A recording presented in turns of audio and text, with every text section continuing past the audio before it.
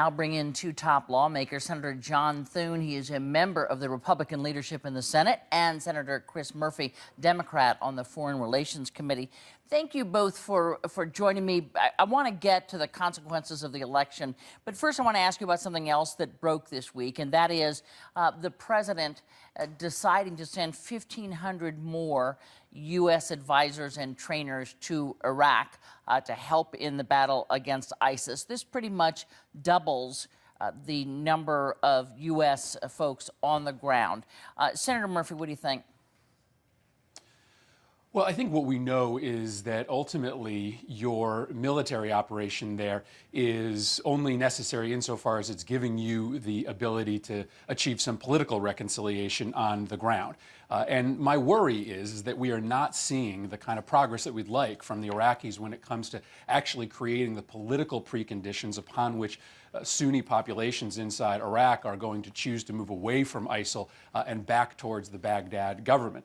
And so these 1,500 troops are ultimately just going to be a temporary Band-Aid if there isn't a fully inclusive government inside Baghdad. What's maybe more important is that tomorrow, I would argue, the 60-day War Powers Act clock expires. Tomorrow is 60 days since the president announced his initial strategy.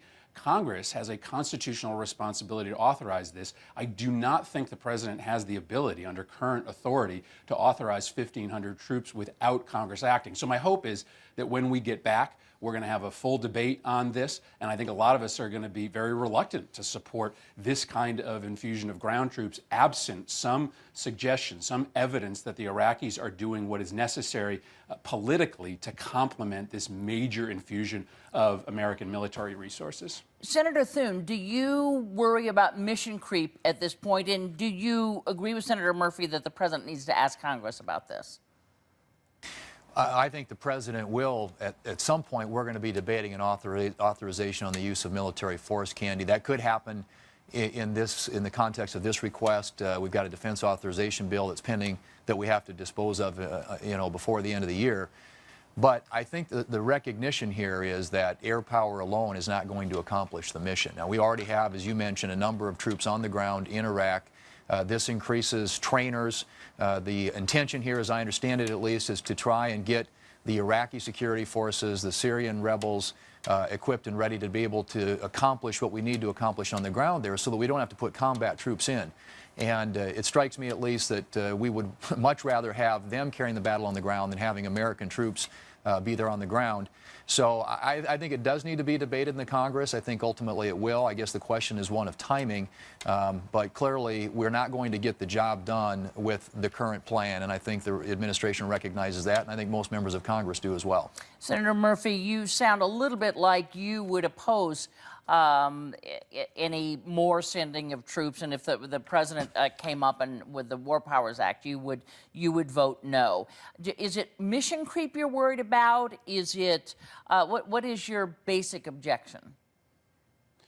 Well, I think we have to recognize the facts, which are that we had hundreds of thousands of troops inside Iraq over the course of a decade, trying to train the Iraqi armed forces. They got overrun in a period of weeks by a relatively unorganized force in ISIL.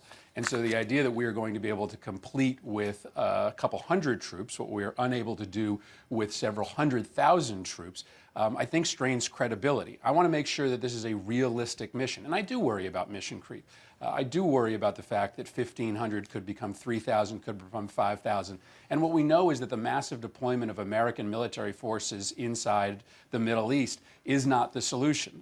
In fact, over the course of 10 years, it made the situation worse, not better. Now, if there is evidence that the Iraqis are really willing to share oil revenues with the Sunnis, to partner militarily with them, to push the Shiite militias off to the side, to allow the professional Iraqi military to do the fighting, then I think that I can support an authorization. But absent that political progress inside Iraq, then we are just a temporary solution. And I'm just not sure that the experience that we have over the last 10 years tells us that this kind of big deployment of U.S. forces on the ground is going to work.